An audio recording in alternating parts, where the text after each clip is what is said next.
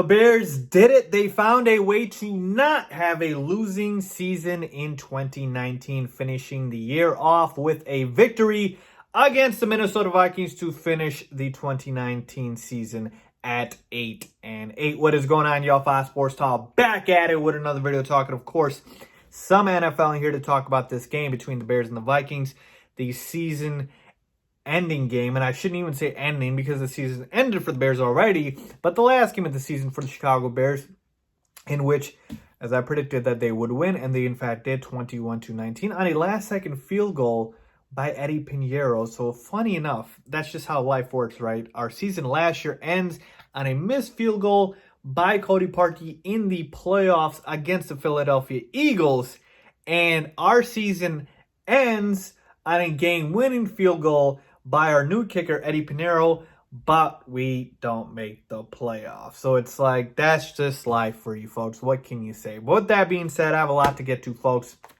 This is the last recap video, folks. Can you believe it? 17 weeks straight of, previews and recaps that I've been giving you guys. So I'm very happy about that. But trust me, I'm not going anywhere. Just letting you know, obviously, that the Bears season is over. So we won't have any more previews and recaps, but rest assured, there's going to be plenty of off-season things to talk about, so make sure you guys are locked into the channel. So go ahead and subscribe. Go ahead and, click the bell icon if you haven't done so already. Go ahead and follow me on my social media if you haven't done so already. Links down below and on the screen. So go ahead and do all that, but just wanted to point out I am pretty proud of myself for being able to, get you guys the content for the Bears. But with that being said, let's talk about this game. Let's talk about some of the key takeaways, and let's talk about going into the offseason, what we can look forward to, what are the changes we should be expecting.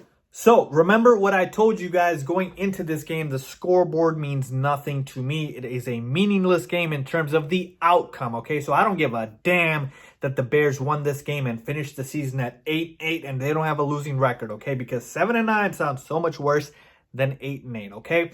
I don't care about that, okay? But I do want to point out, now that we can, bring it up, is before the season started, I predicted 10-6, okay? So obviously, didn't end up happening. But need I remind you, even when I predicted 10-6, a lot of you guys, a lot of fans out there, the Bears fans, were saying, "Fives, that's way too low. We went 12-4 last year. How can you say we're 10-6? And I kept telling you guys, folks, the schedule is no joke, okay? And the amount of turnovers our defense generated was insane, and those things are variance, okay? You don't expect that to happen all the time, and lo and behold, that's what happens. You have regression to the mean, and that is exactly what the Bears were, the absolute mean. I mean, the offense was atrocious. It wasn't even at the median level, but point being is, defensively, we weren't that good either, okay? So, I told you, what should we look for in this game? I just want to focus on the players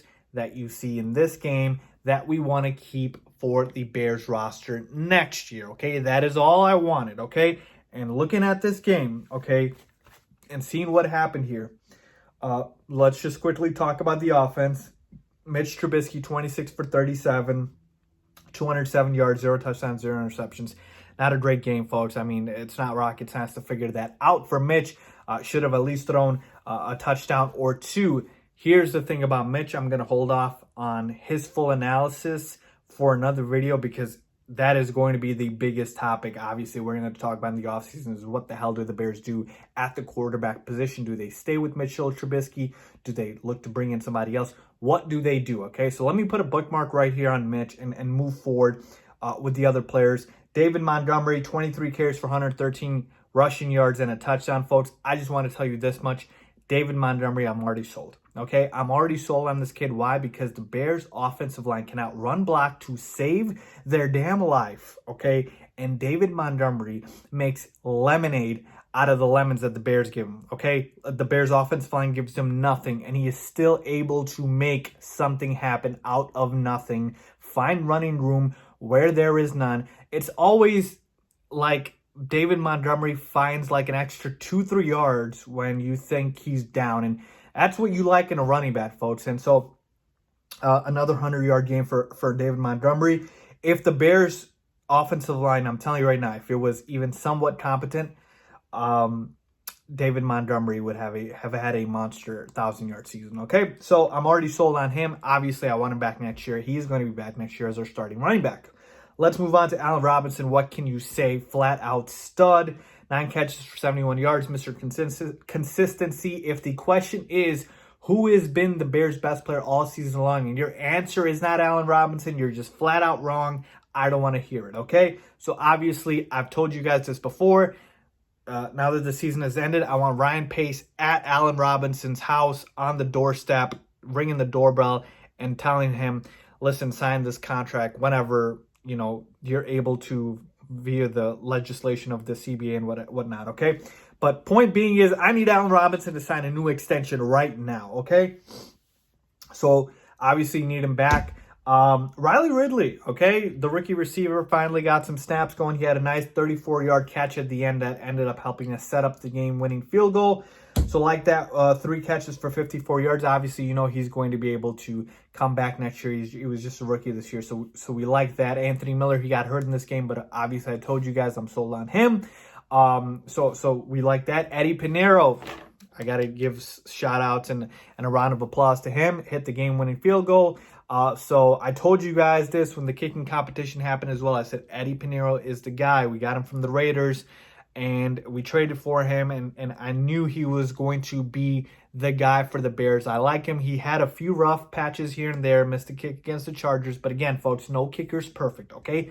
It doesn't happen, okay? So you got to be able to just find the guys that are consistently good over the long haul. And I believe in Eddie Pinheiro, and he has proven to me that he at least deserves to come back next season. So right off the bat, offensively at least, those are just some of the guys that obviously I am more than comfortable bringing back next year, okay?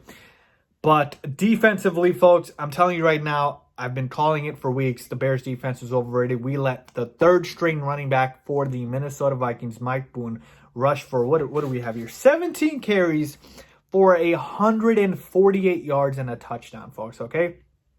17 carries for 148 yards and a touchdown. Mike Boone. That's what he ran for against the Bears. The vaunted Bears defense. So, absolutely, there are issues on the defensive side of the ball, folks. We can't let other teams' third stringers beat us down like that. That is just pathetic. And again, I sound like a broken record. The Bears' run defense had been abysmal all year long. So, sad to see that, but that needs to be fixed. But moving forward now, off-season time, right? The draft, off-season, there's a lot to get to. Here's where I'm at in a big picture overall sense for the Bears. There's a lot of great one-off pieces we have. David Montgomery, Allen Robinson, Khalil Mack, what you want about him. To me, he's still obviously dominant. Like, there's still mega talented people at certain positions. But football is, to me, not just about talent. It's actually a sport where talent doesn't matter as much as the other ones. It's about chemistry. It's about being able to fit and play as a team and galvanize the guys around you. And so for me, it is going to be a couple of things. It's going to be able to find the right scheme for the offense and to be able to utilize all these guys. And again, I'm looking at you, Matt Nagy, okay? It is going to be deciding whether or not we still want Matt Nagy calling the plays, okay? Obviously, the first question is, do we want him back next season? But then it's also talking about calling the plays. And so there's a lot of questions here, folks. Obviously, Mitchell Trubisky, should he be the quarterback or not? The only thing this game did for me, folks, is just solidified the guys that I want to be here next year are probably going to be here next year. And those are the guys that performed well today. And that should be your biggest takeaway, folks. And the other thing is the issues that we've had. The run defense not playing well. The offensive line, run blocking, pass blocking. Mitchell Trubisky not playing that great. All of those things were still highlighted today. And so that is what this game really did for me. So I'm going to be doing a separate in-depth analysis on the offseason and what are the Bears' needs and what they should look for. But for right now, this is where I'm at in terms of the players that I want back. This is where I'm at in terms of what the expectation is, folks. Look, the Bears team, I still believe, are a few tweaks away from being a Super Bowl contender. I don't think this team is as bad as people make it out to seem, but I'm trying not to be overly optimistic here. But there is talent. It is about putting the right pieces together and making that talent fit and mesh and have it come together, folks. And here's the beauty about the NFL. It can all happen in one season. So like I said, folks, I'm going to do a huge in-depth analysis on the Bears offseason. So look forward to that. But that is what I have for you guys right now. So leave a comment down below. Let me know, how about this? What's the Bears' biggest strength and the Bears' biggest weakness? And what you want the Bears to address the most in the offseason. Leave a comment down below on that. I'll read the comments. I'll reply to you guys. Let me know what you guys think, man. There's a lot to talk about, so I can't wait to talk about it with you guys. If you are enjoy this video, please give it a big thumbs up. Please make sure to subscribe as always. Thanks for watching.